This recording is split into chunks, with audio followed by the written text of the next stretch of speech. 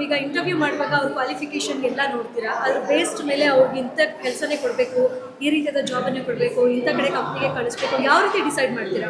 Madam ಅವ್ರ qualification ಅವ್ರ communication decide ಮಾಡೋದಕ್ಕಿಂತ ಮುಂಚೆ ನಾವು ಅವ್ರನ್ನ ರೆಸ್ಯೂಮ್ ತೊಗೊಂಡ ತಕ್ಷಣ ಫಸ್ಟ್ ಅವ್ರ ಕ್ವಾಲಿಫಿಕೇಷನ್ ಏನಂತ ನೋಡ್ತೀವಿ. ಬಟ್ ಆ ಕ್ಯಾಂಡಿಡೇಟ್ನ ಕ್ವಾಲಿಫಿಕೇಷನ್ಗಿಂತ ಕಮ್ಯುನಿಕೇಷನ್ ನಾವು ಮೇನಾಗಿ ನೋಡೋದು. ಆ ಕಮ್ಯುನಿಕೇಷನ್ ಅವರಲ್ಲಿ ಚೆನ್ನಾಗಿತ್ತು ಅಂದರೆ ನಾವು ಯಾವ ಕಂಪ್ನಿಗಾರು ಮೂವ್ ಮಾಡ್ಬೋದು. ಯಾಕಂದರೆ ಕಮ್ಯುನಿಕೇಷನಿಂದ ಯಾರು ಮನ್ಸು ಬೇಕಾದ್ರೆ ಯಾರು ಗೆಲ್ಬೋದು.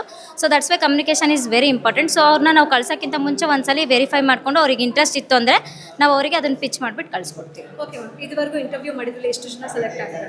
ಅಬೌವ್ ಒಂದು 80 ಮೆಂಬರ್ಸ್ ಇಂಟರ್ವ್ಯೂ ಮಾಡಿದ್ದೀನಿ. ಅದರಲ್ಲೆಲ್ಲ ಜಾವಾ ಬೇಸ್ಡ್ ಪೈಥಾನ್ ಬೇಸಿಸ್ ಇದ್ದಾರೆ. ಆಲ್ರೆಡಿ ಫ್ರೀಲ್ಯಾನ್ಸರಲ್ಲಿ 150ಗೆ ವರ್ಕ್ ಮಾಡ್ಕೊಡ್ತಾ ಇದ್ದಾರೆ. So that's why not use only. ಏನು ಯೂಸ್ ಆಗ್ತಾಯಿದೆ ಅಂದರೆ ಇಲ್ಲಿ ನಮಗೆ BA BCA BCom ಅಕೌಂಟೆಂಟ್ ಈ ಥರ ಮೆಂಬರ್ಸ್ ಬರ್ತಾ ಇದ್ದಾರಲ್ಲ ಕ್ಯಾಂಡಿಡೇಟ್ಸ್, ಇವ್ರು ಮಾತ್ರ ನಮ್ಗೆ ಇಂಪಾರ್ಟೆಂಟಾಗಿ ಪಿಚ್ ಆಗ್ತಾ ಇದ್ದಾರೆ. ಸೊ ನಾನು ಹೈರಿಂಗ್ ಮಾಡಿರೋ ಒಂದು 50 ಮೆಂಬರ್ಸ್ BCom ಅವರೇ ಇದ್ದಾರೆ.